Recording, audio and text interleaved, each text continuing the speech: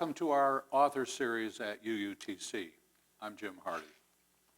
Our guest this evening is the Reverend Don ODell, author of the book, How the Bible Became the Bible, which explores the history of how the Bible came to be and why a literal interpretation of it may be dangerous. It was awarded the Royal Palm Literary Award for Nonfiction by the Florida Writers Association. Don received his BA from North Texas State University, which is now the University of North Texas, where he majored in history with a double minor in psychology and philosophy. He received a Master of Divinity from Princeton Theological Seminary. Don was a Presbyterian minister for 15 years, 5 years as a full-time pastor, and 10 years serving small rural congregations who couldn't afford a permanent minister. During seminary, he served an urban Presbyterian congregation in Trenton, New Jersey, where he developed a job description for a churchless street ministry there. He went on to become its director after graduation from seminary. During the riots that followed Martin Luther King's murder and funeral, he worked in minority neighborhoods, ministering to those who were angry and afraid. Later, he left the ministry and developed a successful career in business. Don ODell, it's a pleasure to welcome you to our UUTC Author Series. Thank you, Jim. It's an honor. I'm glad to be here. Glad you all came out to see me. Yeah, we have a nice audience tonight, by the way. You grew up during the 40s and 50s in the Southwest, New Mexico and West Texas. Tell us a little bit about that time in your life. Was there anything then that you feel set the stage for what happened later? Actually, quite a bit, but I hadn't really thought of that until we discussed and said that this is something we wanted to explore. My dad was a minister in a small town in southeastern New Mexico, and then in south of Lubbock, Texas, in the high plains of West Texas. We were poor, and my parents, my biological family, had no emotional openings. It was okay to pretend to be happy, that was fine, but to have any kind of really negative feelings of anger or frustration or jealousy, that was off limits, except for Dad. Dad could kind of get mad, but nobody else could. But that really harmed me in a way that I didn't know till after I was sober and dealing with some stuff, and we'll hit that a little bit later, I think, in our conversation. But I kind of grew up believing that I was feeling feelings that nobody else was feeling, because nobody else was talking about them, or dealing with them, or mentioning them, or anything. I traced back through my older brother to confirm a memory that I think is one of the earliest memories I have. I was 4. We were still in Indianapolis. My brother was 8. He had a little paper route with a wagon. There were little circular flyers that went to all the little stores and stuff. And I went with him one day, and we were standing at a street corner waiting to cross, and a taxi cab backed around the intersection. And when he did that, it hit the wagon, it knocked it over, it knocked me over. I was up underneath the bumper of the thing, and people were screaming, and I was crying, and the cab obviously stopped, and he drove off, and we went home. The wagon was all wobbly. I got home, and nobody said anything. Mom didn't, Dad didn't, my sister didn't. She was even 7 years older than I. And I believe at that moment in time is when I first really realized that what I was feeling, nobody else was feeling, so there was something wrong with me. And that, I didn't know what it was, and so I was afraid to ask questions about it. How if you don't picking up on some angst that I have, if I'm afraid to tell you I've got some angst, what do I do with it? What do you do with it? I just have this stuff. And so I began to pretend a lot to get by in life, which all kept kind of influencing that I felt that I was defective. at the very core. And getting sober and talking to some people who were therapists, the term for that is toxic shame. And that's where it began. And not being able, that flaw of not understanding my emotions, being able to talk about them, share them, ask questions about them, get advice about them, not being able to do that really limited my ability to make decisions, including getting into the ministry, getting out of the ministry, a lot of stuff. That same flaw kept popping up over and over again. Did you have brothers and sisters? You had a brother, obviously. Did you have? I had an older sister, an older brother, myself, and then I had a younger sister. So there were 4 of us in the immediate family. Was it a tense home life? No, it wasn't tense. It's just that I felt like I was on the outside of this window looking in, watching my brothers and sisters and mom and dad all interact, and they all seemed to know what they were doing, and I had no clue. Okay, all right. As an undergraduate, you majored in history and minored in psychology and philosophy. Right. What led you in that direction, and did you have any particular career goals in mind when you started out? I was going to be pre-med, and after 3 semesters, that just became very boring. It was, remember life cycles of protozoas and the faster you could write all that stuff down, the higher grade you got. And that isn't what I envisioned, and I was very frustrated and saddened by that. But again, I couldn't ask anybody, Had I been able to talk to a professor or some senior people in pre-med, they would have said, everybody goes through that. It is a boring major. You don't get anything until you actually start getting into med school. I couldn't ask those kind of questions because that would expose me and expose the naivete I felt, and all that was just too dangerous for me. So I got out of And you felt isolated, I assume. No, sure, alone, yes. Again, everybody else had a full deck of cards, but I missed that class before I came down here to the earth, and so I didn't. So it was one of those kind of things. Anyway, when did you decide to make the change to history? The second semester of my sophomore year, Okay. I changed to history, and in there I was given some jobs with little churches to do funerals or do some stuff, and so I was making a little extra money. The church world, I understood. I grew up in that, so that was a familiar milieu. So you already were involved in the church as an undergraduate? Sometime, a little bit, yes. And then, but anyway, so I started sending out things to check about seminaries, and got a nice little scholarship and whatnot at Princeton, and I read that as a sign from God, and so off I went. Okay, so it wasn't a difficult decision to get into the ministry then? It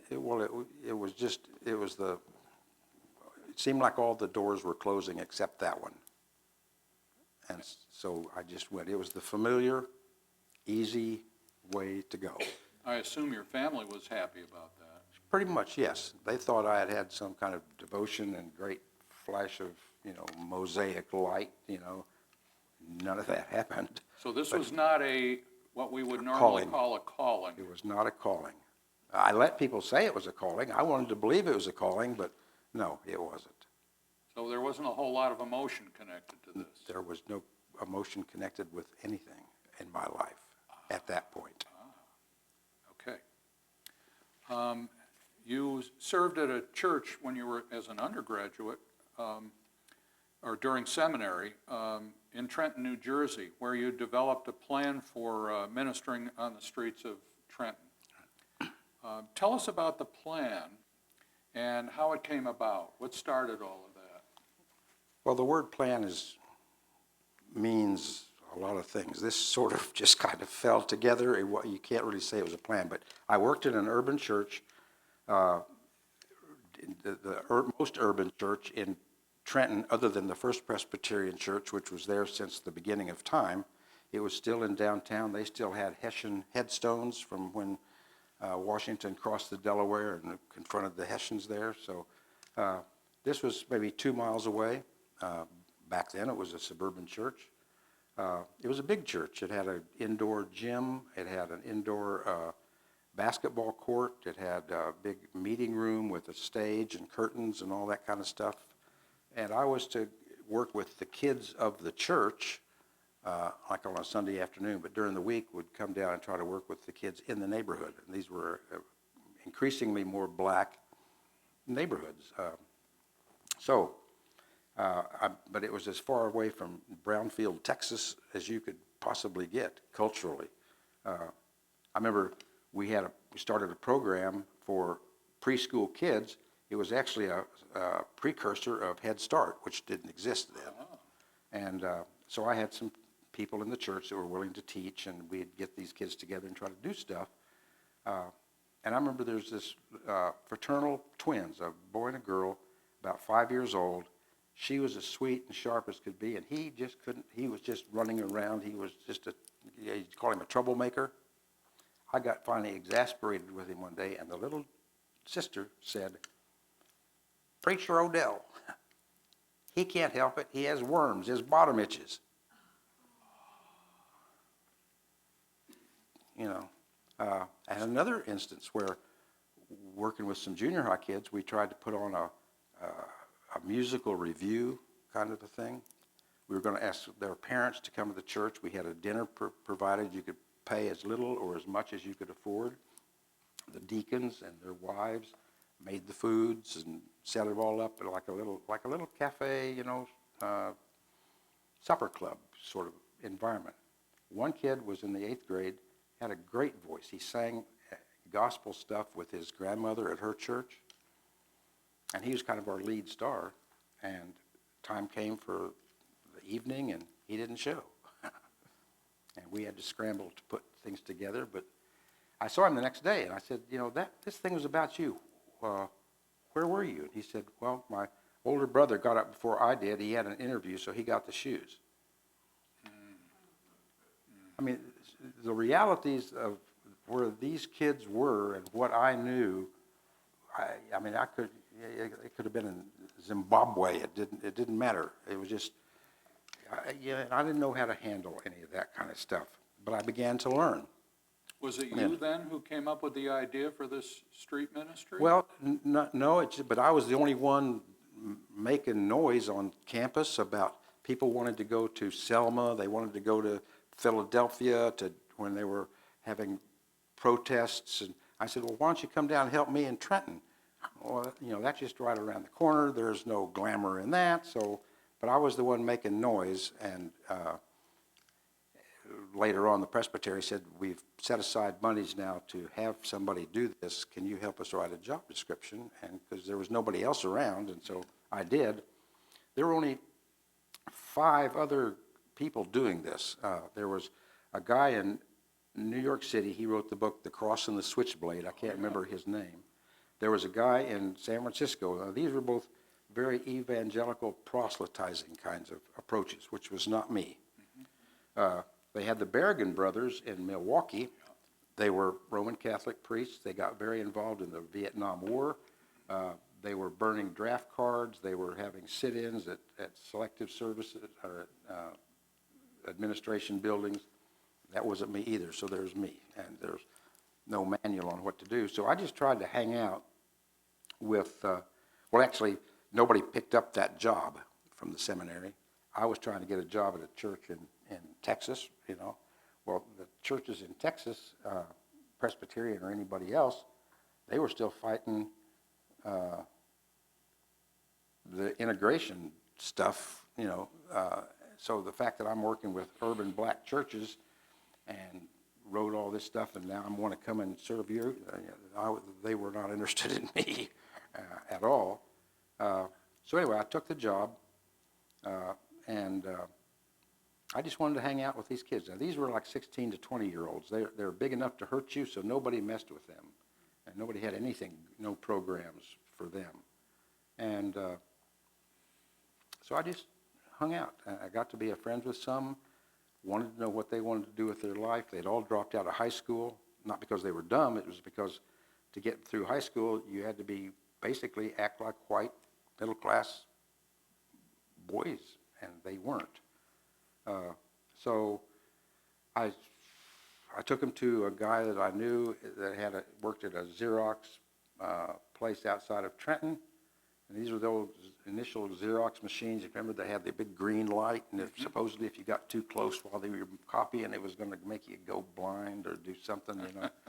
So, but he showed us how these things worked, and that they sold them there. But they also, over here in this part of the building, they had people who fixed them or would go out and help companies maintain them when they, leased these things. I said, well, what's involved in getting trained? And he says, well, it's a 6-month process. You have to be a high school graduate, and we only pay $600 a month. And these kids, that's a lot of money for these kids. And I said, well, once you get trained, and he said, well, then you get $800 a month to start. Well, that's what I was making. So I thought, I'm pretty good with my hands. But anyway, so we went there. We went to a friend I knew that worked at a Johnson & Johnson factory, sort of between Trenton and New Brunswick. We went there and watched them do their assembly line stuff, and it was kind of embarrassing because this was a plant that basically made feminine products. And so these guys, anyway, we got to talking about not standing there working on the assembly line, but who are the people that took care of the assembly line, that maintained those, that did all this kind of stuff. And again, it was like Xerox. They have people that come in, and they're very well trained and very well paid to come in and do this kind of stuff. So it was that, opening their eyes to the world at large. And basically, I thought that in doing all this kind of stuff, if my expectations for them, if I had a plan, this was it. If my expectations for them could be internalized and they could become their own expectations for themselves, then I would have made a mark. So this really grew out of a growing awareness within you of what they needed and didn't have. Yeah, because you talk to them, what do you want to do? Well, Uncle Joe works, he changes tires down here at the Firestone Tire Place, and so that's all they knew about. So that's something that they could go do. And I was just trying to broaden their scope. I want to go back for a minute to your growing up, because you grew up in the South, West Texas, New Mexico. I'm not sure how Jim Crow operated in New Mexico, but I'm pretty sure I know how it operated in Texas. Yet you were able to really connect with these young people on a very basic human level here. So did you grow up without that segregation mentality in your family, or? Good question. I just remember we had what we called N Town, and we had Mexican Town on the other side of the tracks, no water, no paving, no nothing, and then complained about the fact that their clothes were dirty and they smelled, the whole route. And I just thought that was very unfair, just very unfair. And so you never internalized all of that separation? No, I never did. Yeah. Now, why, I can't explain, that just never did. So. Now, you were on the streets right after the King assassination, during it and after it. It sounds really dangerous. It was. There was a rule that just spread throughout the country, all of it, through their networks, that nobody was going to do anything after Martin Luther King was murdered until after his funeral. They didn't want to besmirch his name by getting into stuff until he was buried. And so he was buried like 9 days later, and that afternoon, and by that night, not only Trenton, but Newark, Philadelphia, Atlanta, name it, they, boom, burning, all erupted. I was down there trying to do what I could do. I had a good friend named Kenny, big guy. He was going off to a technical school, but he was a very good friend of that I had met, but that's all I knew. I just knew him, a guy named Harlan. What was his name? I cut it down somewhere. Harlan Joseph. And he was shot and killed that first night. Kenny was asking me earlier that afternoon, if stuff breaks out, what could I do? And I said, go downtown. If you see kids that want to try to take advantage of a store and go, grab them and tell them, if they get caught, that's a felony. That's going to follow them the rest of their life. So he called his friend Harlan, and they went down there, and they saw some kids they knew from their neighborhood who were walking out with stuff. They corralled them, they turned them around, and were moving them back into the store. There was a traffic cop, a meter reader kind of person, untrained, given a pistol to go down there and help stop that. He didn't know what was going on. He shot, killed Harlan. And that was the only fatality. There were some, hurts and whatnot, but the city wanted to clamp down in a police style kind of way. They wanted to use the state police. They wanted to use the sheriff's departments. They wanted to use some prison guard kind of people and we said, no, it's going to make things worse because the relationships between the police and these other neighborhoods just was not good anyway. So we got them to agree and got the governor basically to agree that let's do a curfew, try to keep Trenton as open as possible and business-wise, and have the National Guard patrol the curfew. So at this time, you must have been pretty well known, because it sounds like you were advising on a pretty high level. I was on the Mayor Armente's youth council, and there were several of us that were on the same boat that were saying the same message. But yeah, I met with Armente, I met with Hughes, the governor, and both together got them to go see the woman who's Harlan's mother, to offer their apologies and whatnot. Anyway, so they did that. I ran around most of the time. The kids, little kids, the bigger kids wanted to wait till early in the morning and go try to loot more or hurt more. The littler kids were out there playing hide and seek with the National Guard, and I'd drive around in my Ford throwing kids in the back seat and trying to get them home. Then I'd go through the blockades. Well, that looked, here's a white guy with a whole car full of I had a little note from the governor, but I had an actual formal letter from the mayor, saying who I was and what I was doing and would treat me with respect. I still got arrested a lot. But in the process of that, I got a couple of badges taken away from some very unsavory policemen. So it was a mess. It was a hard time. But anyway, they didn't want to have a funeral because part of the curfew was no big gatherings. Now it's been, about a week, and things were calmed down. We convinced them to let us have a funeral. One of the city aldermen was also a minister of one of the large black churches. He was going to do the service. The mother wanted me to be part of that, so I was going to help him. We didn't know what to do. I mean, you get 600 people in a room. If we played down the kid's death, that could incite anger. If you played it up, that could incite anger, so we didn't know what the hell to do. Turned out I couldn't go to the funeral. Now, it was scheduled for April the 16th, and at 4 o'clock in the morning, that morning is when my wife gave birth to my daughter. She'd gone into labor about 10 o'clock that night, and I was with her, practicing the Lamaze technique, standing there holding her hand, all that kind of stuff. Anyway, by the time the baby was born, I was shot. And so I called him and told him I just couldn't do that because I still didn't know what to do, And he didn't either, turned out.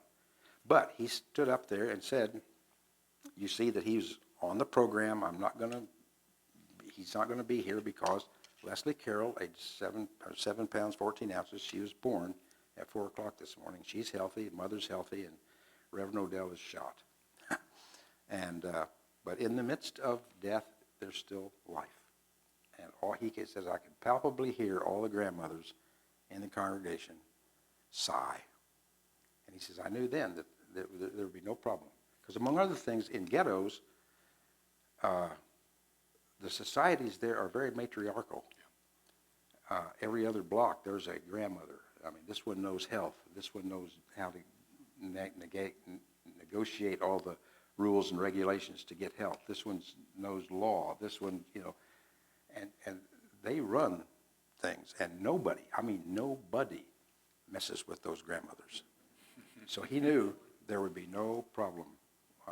And there wasn't. They filed out. They went to the cemetery, buried him, and everything was cool. How long after that did you continue to work there? When did that end? Well, my marriage was on very, very shaky ground, as it was, and because I just was never home.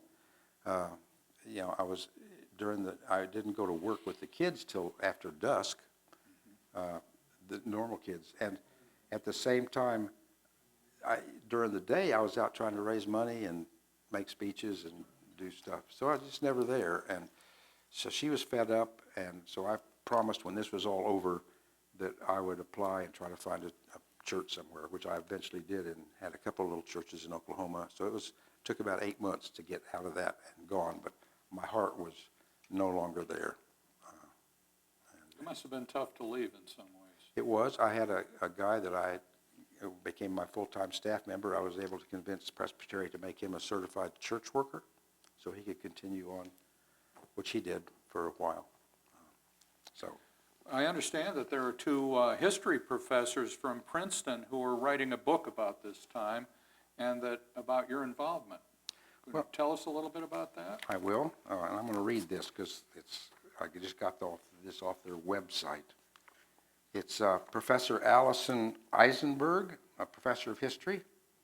She's the co-director of the Princeton Mellon Initiative in Architecture, Urbanism, and the Humanities. She's writing a book called Uprisings, which takes the whole April 1968 riots, but it begins with the unrest in Trenton as its starting point. She's also working with Purcell Carson, who's a professor at the Princeton School of Public and International Affairs. Purcell is a noted documentarian, and she's making a documentary using the same material that Allison is using to write the book. She's using the same material to produce a documentary. So they're working together, and both the book and the documentary are coming out in 2023. It's not really about me, it's just I'm one of the few people that was alive and actually involved in all that stuff, so they have spent several sets of hours interviewing me, but how much I'm going to actually make it in the book, I don't know. I mean, maybe just be a footnote. We don't know, but it's going to. I've asked for a copy of the documentary and a copy of the book for doing this, and they said sure. So we'll see what that. Something to look forward to. Something to look forward to. Absolutely. Well, you worked as a Presbyterian minister for 15 years, 5 years full-time and 10 years part-time. Did the ministry work fulfill your expectations about being a minister? Did it fulfill why you became a minister? Well, you know, I became a minister because I thought that was the last door that was open. There was no calling, so no, it didn't. By the time I got out, I was very disillusioned with organized religion, so no, it didn't. It didn't affect me at all. My marriage was on the rocks. Financially, I couldn't make it with what was going on. I had a brother-in-law who was a orthodontist. He fronted the money for me to make a break to get out, which I did, and ended up going to work for Blue Cross Blue Shield of Texas out of Dallas. I did that for 8 years. That's when I got my divorce. Went on to work with Planning Research Corporation, PRC, out of McLean, Virginia. Did a lot of contract work with the federal government. And I went there as a project manager, became a program manager, managing several projects. Ended up writing a lot of proposals to the government for Planning Research Corporation for continued work. And then found that was hard for companies to do, and so I became an independent consultant working basically with smaller companies, helping them learn how to write proposals to the government. So that was basically my career path from that point on. Wow, okay. Well, let's talk about your book, Okay. How the Bible Became the Bible. And this was first published in 2006, with a second edition published in 2019. And the second edition contains a great deal of introductory material that's not in the first edition. And many of the questions I'm going to ask you come out of that, basically that introduction. When did you first start thinking about writing the book, and what made you start thinking about it?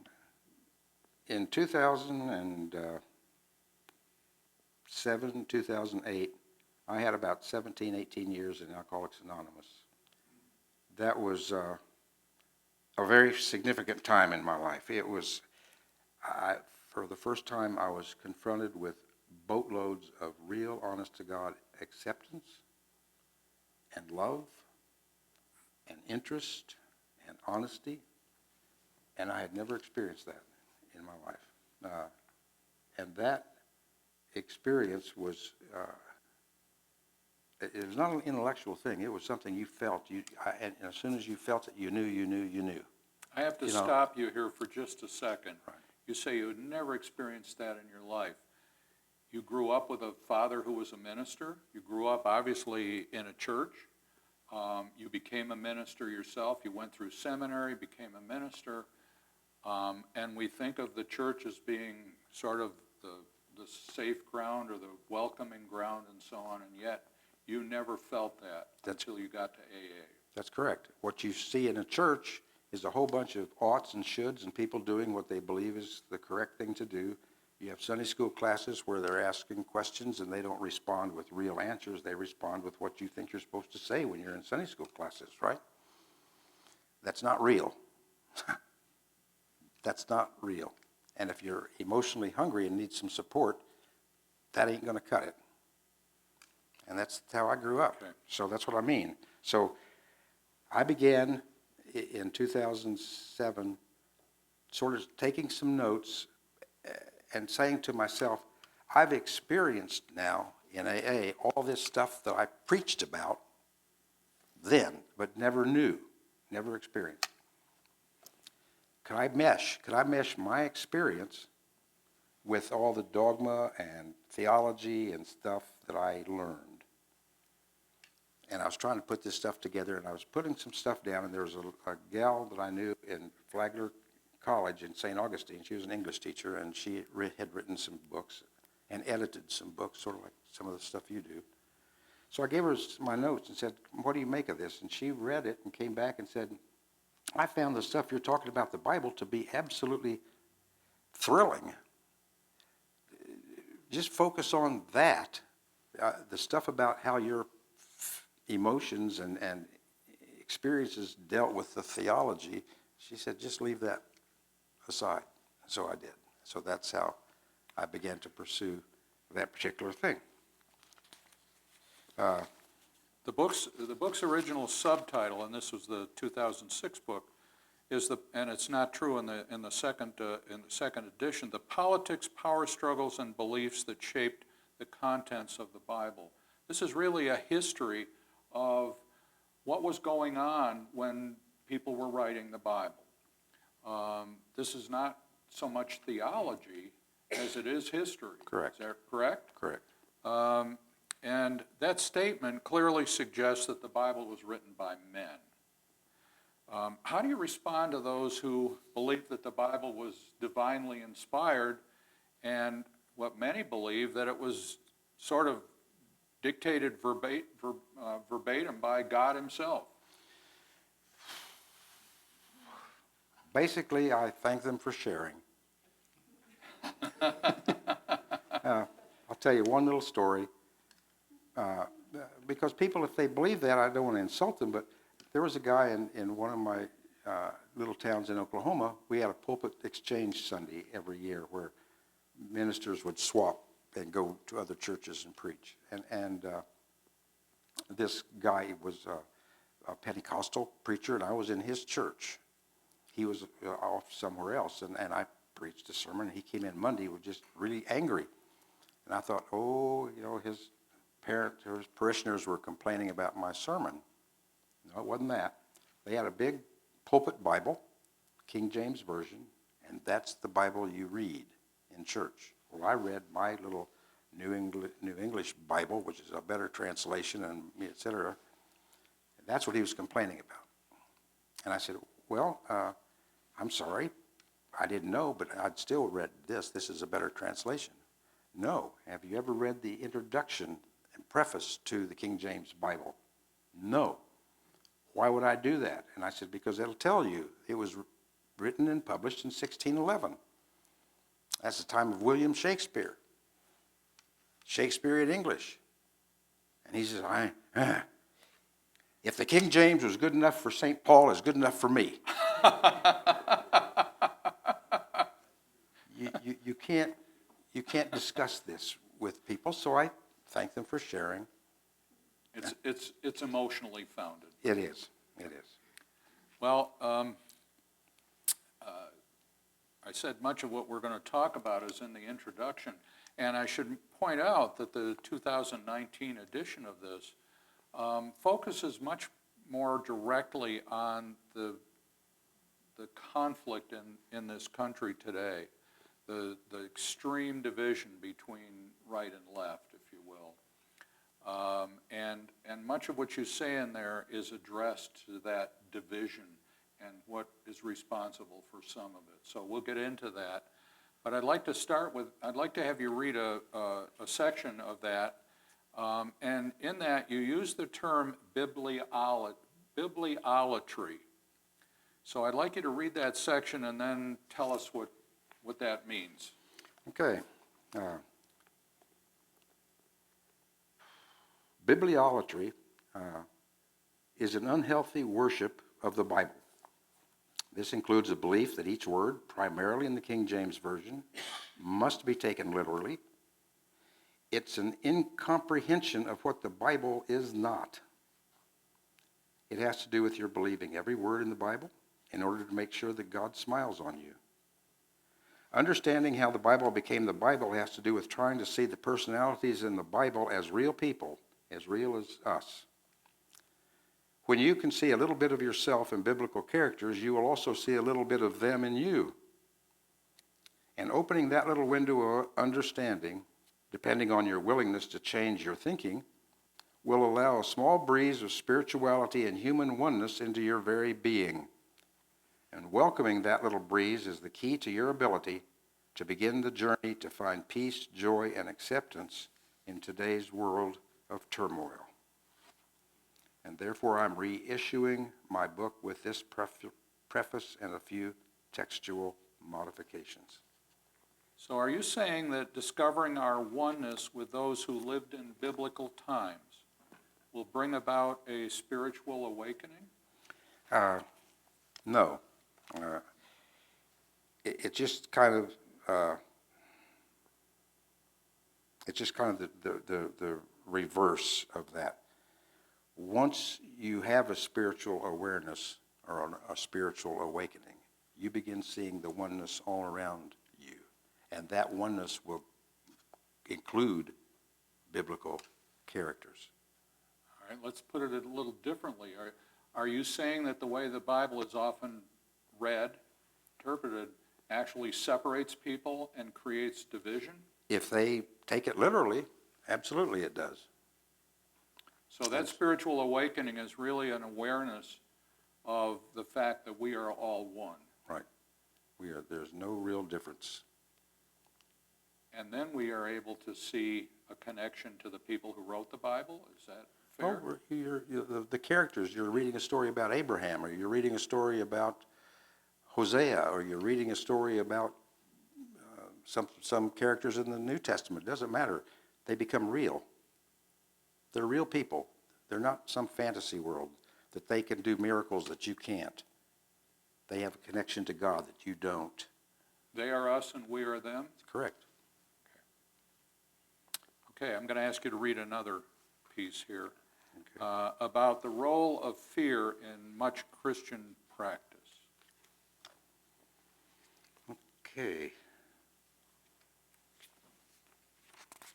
I'm going to read one of the things that biblical, I don't call them fundamentalists because they used to be, those are the people that believe the Bible literally. They're preaching that now in the evangelical churches as well. So I call them biblical literalists as opposed to fundamentalists, because some of them are quite well educated and whatever. One of the comments I make about them is that the Holy Bible, the Holy Spirit, and the love of Jesus Christ have all become synonymous terms. This is very, very dangerous. This evolving flow of religious beliefs toward bibliolatry, literally making the Bible an idol worth worshiping, goes something like this. Jesus is God. The Holy Spirit flows from Jesus. The Holy Spirit inspired the writers of the Bible. Therefore, since the Holy Spirit flows from Jesus, Jesus actually wrote the Bible, all of it. Consequently, we must believe every single word in the Bible if we're to truly show our love for Jesus as our Lord. And I got this clued in from a relative of mine who said, when I asked the question, what's the difference between the Holy Spirit and the Bible and Jesus? She said, well, there isn't any difference. So with that in the background then, the impetus for the unconscious merging of Jesus, the Bible, and the guidance of the Holy Spirit is fear-based. The attempt to mitigate that fear is by exercising our egoic control, including control of our political process and message God has given humankind.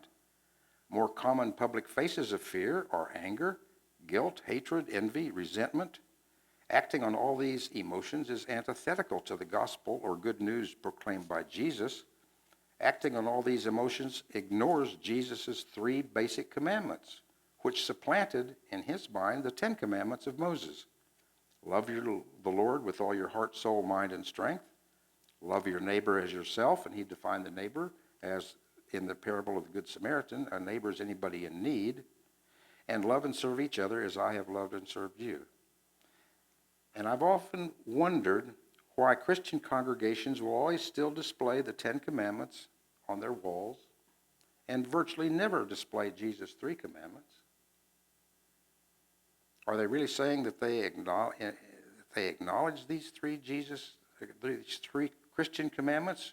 And if so, are they saying that Christians have 13 commandments and Jews only have 10 commandments? I mean, I don't understand any of that. Biblical literalists prefer the Old Testament's 10 commandments because they're easier to comprehend and follow. Negative instructions, don't do, are always easier to deal with than positive instructions, do. Negative instructions rely only on avoidance. Positive instructions demand active, deliberate action and often require different actions under different circumstances. Thank you. You write about the stark political divisions in this country and the damage done by religious fundamentalism. What are the parallels between today's political climate and the experiences of biblical times? Well, it's this fear. It's this fear. If you look at the early or middle Bronze Age, which is a setting of about 500 BC when a lot of the Old Testament was written, priests were the scientists of their day. They understood pretty quickly that their power equals influence and prestige, and they fell succumb to that. Not all of them, but a lot. So people would, they'd say, now's the time to plant.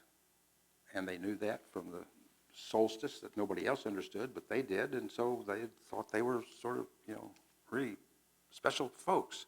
They began to use that to instill fear so that you had, now in the Old Testament, to go to the temple. You had to go to every temple festival. You had to buy their oil to be really pure. You had to buy one of their lambs, which were really expensive, et cetera, et cetera, et cetera. And when you stop and look at how they played that game and look at how lobbyists and whoever play the game now with politicians and political policy, there's 3,000 years has gone by, and there's not a whole lot of difference there. So that's kind of how it was. It's when I was trying to wrestle with all this, I was trying to wrestle with how do I verbally explain what happened to me in AA, this thing that so touched my life and made me sober. Let's go there. Okay. In the introduction, you're very open and explicit about your battle with alcoholism, something that many people really try very hard to keep private. Tell us about that and why you chose to talk so openly about it in the book. What I was trying to get at there, and we'll pick that up and go on to that theme, I couldn't explain verbally, what happened to me. It's like if I asked you to go home and sit down with a pad of paper and write how it is you feel when you're inside an old antique rose garden and you have those old original rose smells. How does that make you feel? It's hard to put words to that. And that's what I was what I was struggling with. But in trying to struggle with that, I had this one really key little idea that if I was having problems trying to figure out what happened to me with this revelation that I experienced, what about all the Jewish Christians from the time Jesus died before the Gospels started getting written? This is the 40 invisible years. What would they have felt? They would have felt the same thing. They're sitting there saying, what happened to me? I saw this guy. I was around his friends. We went and did things. I felt good with them. I liked me with them. Things I used to care about, I didn't anymore. Things that I never thought of now are the most important things in my life. If that's not a transformation, I don't know what is. So how do they explain that? Well, they were struggling just like I was. And there was all sorts of things written. The Gospel of Thomas, various versions of the Didache, and all that difference crops up. Which one was right? They're all right. None of them are totally right. They're all, because they're still struggling just the way I was. And so AA triggered all of this for me to start understanding that's what they were going through. And if they were going through that, I could read what they wrote in the way I would like somebody to read what I wrote, going through that same process. Well, you talk about the difficulty of telling your story in a way that captures the profound spiritual experience that you had in recovery. But you also say that you rejected the idea of telling it in a religious, biblical language. Why? Well, it wasn't that I rejected the big biblical language. Okay, I was being pressured by my publisher and by good friends that were reading some various drafts that if I talked about this using religious language, it would sell more books. Well, I didn't think about all this when I was going through all this revelation. I certainly didn't interpret it the way it happened like that. So in my line, to have done that would have been dishonest. In other words, doing it just to sell more books. Yeah. Yeah. Because it didn't happen that way to me. And when it was happening to me, I wasn't interpreting it in terms of religious stuff. Okay. So We're talking about a significant period of time here, I think, to process all of this and to experience it and so on. Let's back up a little bit. Talk a little bit about the progression of the illness of alcoholism and how it affected your life and how it affected your family and why your experience in AA was such a spiritual experience. 10 minutes. We've got time. Okay.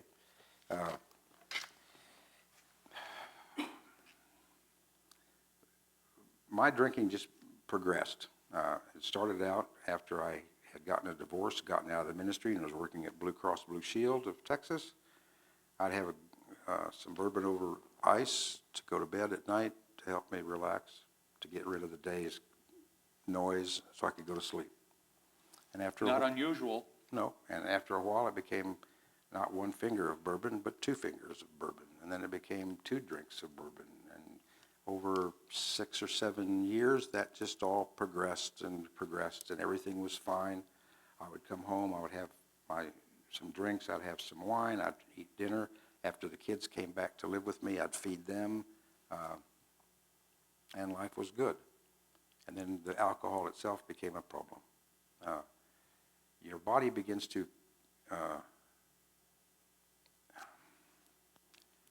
rely on alcohol to some extent, but it begins to prefer alcohol. Alcohol compound is very similar, apparently, what I'm told, to sugar. But it became the problem. Toward the end of my drinking, and of course as my drinking progressed, then my emotional connectivity with my kids, was very impaired. I became emotionally absent. You were isolated again. Well, they were there living with me. No, but I mean, in your mind or in your circumstances, you were back in that same spot you were when you were growing up. Maybe it was, but all I could focus on was getting the kids fed so I could have my drinks so I could go to bed and go to sleep. There was no room to wrestle with them with boyfriend or girlfriend problems and stuff like that. I just was absent, and it hurt them. But I'm trying to think of where I was with that. Well, how did you find AA? Well, let me go on. By the time the last 18 months of my drinking, I was drinking a fifth of vodka a day. I was drinking a half a gallon of vodka every weekend, along with a gallon of Carlo Rossi Twist Top Vintage Tuesday Burgundy. And that just got to be where if I stopped drinking, I had to have alcohol in my system 24 hours a day to feel normal. If I stopped, I would get the shakes, or my legs would cramp, or I'd get huge abdominal pains. That was withdrawal. It actually can be life-threatening Sure. when you quit After drinking that much. That was withdrawal. I didn't know that. I just knew that I'd get up in the morning. Get up at 4 o'clock in the morning, go to the bathroom, take a shot of vodka, and it'd go away. That's the way I lived. It didn't dawn on me until I was probably 8 or 9 months sober that as smart as I thought I was with a graduate degree from an Ivy League school, that to have alcohol in your system at all times to feel normal is pretty damn abnormal. But What brought you to did you go through withdrawal and basically stop? I had a panic attack in a Safeway grocery store on Good Friday, April the 17th, 1987, with the shakes. It was embarrassing. I didn't know what it was. I got out of the store. I got home. I called Kaiser Permanente, our healthcare company there in Washington. Turns out, the nurse and the doctor on call that weekend were the best people in all of Kaiser's community there in the Washington Metroplex to deal with addiction, including alcohol. Wow. That's no coincidence. I don't believe in coincidences anymore. But anyway, I called and talked to her, and she asked me some questions, and I told her. And she said, can you come in right now? And it's about 6 o'clock in the evening now. And I said, well, and she said, if you can't, don't. I'll send a cab. I said, well, I don't have any cab. Well, don't worry about the cab. I'll get the cab. I'll get you here. But I drove. I drove in, and I spent that evening with them. They would have me sit out in the lobby, and I was the only person there, and they would sit and sit and sit, and they'd finally call me, and I'd go out the door and hit a long hall, and there's the doctor. And I'd walk down to see the doctor, and he'd visit with me, take blood, show me the tests and where my levels were, send me back out there. The next, I'd sit for another 45 minutes to an hour. They'd call me, I'd go in another door, all the way down here is the doctor. They're just checking to see if I could detox okay, or if I needed to be, put in their outpatient area for the weekend. But I began to see my numbers change. that was kind of amazing that I'm not in control of that. They're just changing. But anyway, they finally gave me a 25 milligram Librium capsule, a prescription for it, to go to this all-night supermarket or all-night pharmacy to get one damn lousy pill, and go home and finally eat my frozen dinner. And then that's about 1 o'clock in the morning. But they wanted me back at 10 o'clock the following morning to go through the same kind of routine. One more pill, go back on Easter Sunday morning, same routine, one more pill. Actually went to my first AA meeting out in Reston with a group of grizzled old men that were sometimes 30 years sober, so they got sober in the early 50s. Some of their sponsors were some of the stories wrote some of the stories in the big book, and had nothing to do with them, nothing in common except alcohol. But for whatever reason, I could see a little bit of me in every one of them. That's a miracle. And, of course, the miracles would call that a holy encounter. I didn't know that either then. But one guy was in a 36-hour blackout. He hot-wired a D9 Caterpillar bulldozer, which is as big as a tank, and he drove it through some cyclone fences and was driving it over cars in the parking lot. Now, I had every opportunity to say, well, if that's what you got to do to be an alcoholic, then I'm not an alcoholic. I may have a little problem with alcohol, but I didn't think that way, because that same guy said, all of my life, I've wanted to be someone else, somewhere else, doing something else. And that was me. And how did he know that about me? And he explained that that's him. And if I can relate to that, I'm one of them. And they are sober, and they'll help me get sober. And I, for the first time, had hope. But that one sentence hit me so hard, and I had such hope. For the first time in my life, I knew who I was. I was an alcoholic. And I knew why my life had been so difficult, because I couldn't say that. I didn't know that. I didn't know what to do with that. It's all this back to my flaw of emotions, and all of that came together with that one guy and his horrible story and that one sentence. And I got out of that meeting, stood by this little 2-lane road there in Northern Virginia, and as cars drove by, I said, I have hope! I have hope! And then it dawned on me that somebody's going to go, they're going to get somewhere and call the cops. So I jumped back in the car and got the hell out of there. But it was that visceral, and It was a true epiphany. It was something, man. It got me right, and so that's understanding that reality. When I read the Bible now, I said, these guys or gals or shepherds or whoever they were, they had something like that. Paul had something like that. It took Paul 13 years to figure out how to write that down to get permission to go preach to the Gentiles. It took some of these guys almost 40 years to get this stuff together to write some of the Gospels, trying to figure all this stuff out. It took me 17 years to try to start putting these notes together. So that's why I had an affinity for those characters that became very real to me. Wow. And I think the book sort of says that, brings that out. What did you learn from writing the book? I learned about the power of acceptance. I use acceptance a lot more than I use the word love. It's such an overworked word. But and I define acceptance. This is not my definition. I can't remember where I got it, but to accept something or someone is to be aware, but without judgment, without fear, without anger. So for me, to watch what Trump is doing, but no judgment, no anger, but that's acceptance. And I learned the power of that because it changed my life. What would you most like people to take away from this book? biblical literalists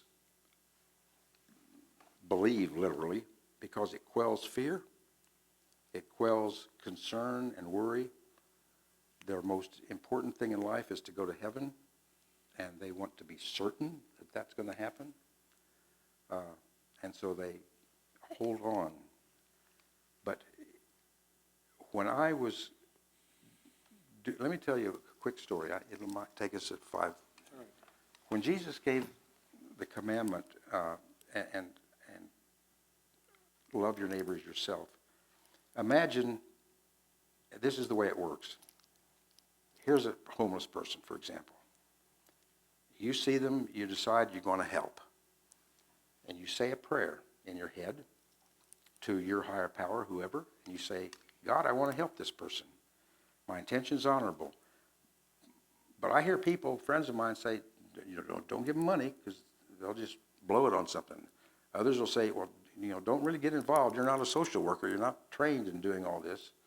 Others will say, well, they have diseases. You don't want to get real close to them. I mean, we pay city and county and state taxes. They're the ones that's supposed to take care of all these people. But I want to help him now. And so I'm going to give him some money, and I'm going to take him to get a sandwich. I don't know if this is what you want, but this is all I got, so I hope this is right. And you do that. Okay? There's uncertainty there. There's doubt there. But in that uncertainty and in that doubt is where your faith is born. Doing a belief is where your faith is born. And you have to do that, or at least I do, over and over and over again. This is not a one and done kind of thing. To a literalist, to have doubt or lack of certainty is a sign of not enough faith. It's abhorrent. You don't want to ever go there.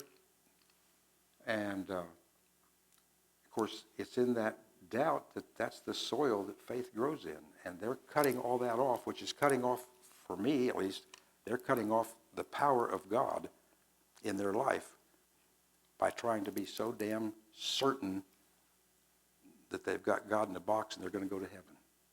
And to understand how when you are the most vulnerable and moving ahead anyway, that right there is where you will meet your God. And you'll do that over and over and over and over again because situations happen over and over and over again. And don't worry about that. Rejoice in that. That's what I'd like them to take away. Don ODell, it's been a real pleasure tonight. Thank you so much for being here and sharing your experience with us. Thank you, Jim, very much. Thank you. Thank you.